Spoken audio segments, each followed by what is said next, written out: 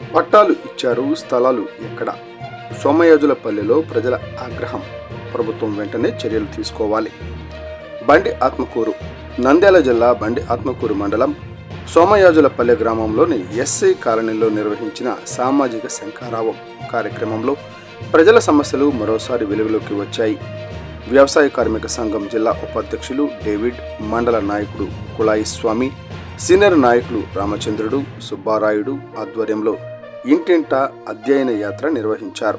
ఈ సందర్భంగా కాలనీ ప్రజలు మాట్లాడుతూ, ఇంటి పట్టాలు ఇచ్చి సంవత్సరాలు గడుస్తున్నా ఇప్పటికీ స్థలాలు చూపించకపోవడం దారుణమని ఆవేదన వ్యక్తం చేశారు.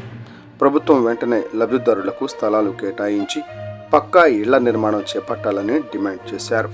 అలాగే అర్హులైన పేదలందరికీ ఇంటి స్థలాలు ఇవ్వాలని, శ్మశాన వాటిక కోసం 1 ఎకరం భూమి కేటాయించి ప్రహరీ, బోర్వెల్ ఏర్పాటు చేయాలని కోరారు.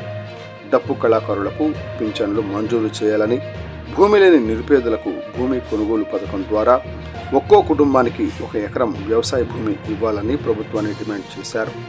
ప్రజల సమస్యలను వెంటనే పరిష్కరించకపోతే ఆందోళన తప్పదని ప్రజా సంఘాల నాయకులు హెచ్చరించారు. ఈ కార్యక్రమంలో వెంకట లక్ష్మమ్మ, ధర్మరాజు తదితరులు పాల్గొన్నారు. ఎం ఆంజనేయులు, టుడే టీవీ ప్రతినిధి, నంద్యాల జిల్లా. చేయమని చెప్పడం వల్ల ఇక్కడ మన ఊరు కూడా వచ్చినారు. ఇప్పుడు మండలంలో 5-6 గ్రామాలు ఈ విధంగా సర్వే చేసినారు.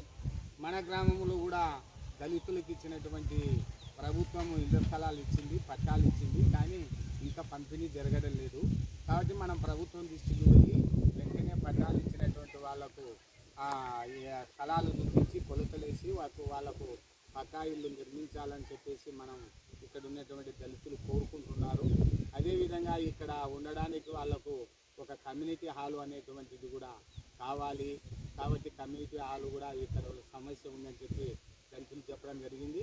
ఇదే కాకుండా శ్మశాన వాటికకు సంబంధించి కూడా స్థలం లేదు.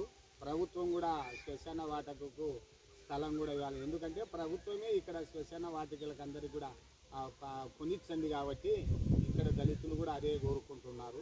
కాబట్టి మనం అందరం కూడా ఈ దళితుల పేటలలో దళితులు ఎదుర్కొనేటువంటి సమస్యలన్నింటినీ కూడా ఈ ప్రజా సంఘాల నాయకులు, మండల నాయకులు కుళాయి స్వామి, డేవిడు వాళ్ళు వచ్చేసినారు. ఈ సమస్యలు అనేటువంటిది తెలుసుకొని రాసుకొని పై అధికారుల దృష్టికి తీసుకుపోయి పరిష్కరించడానికి కృషి చేస్తారు.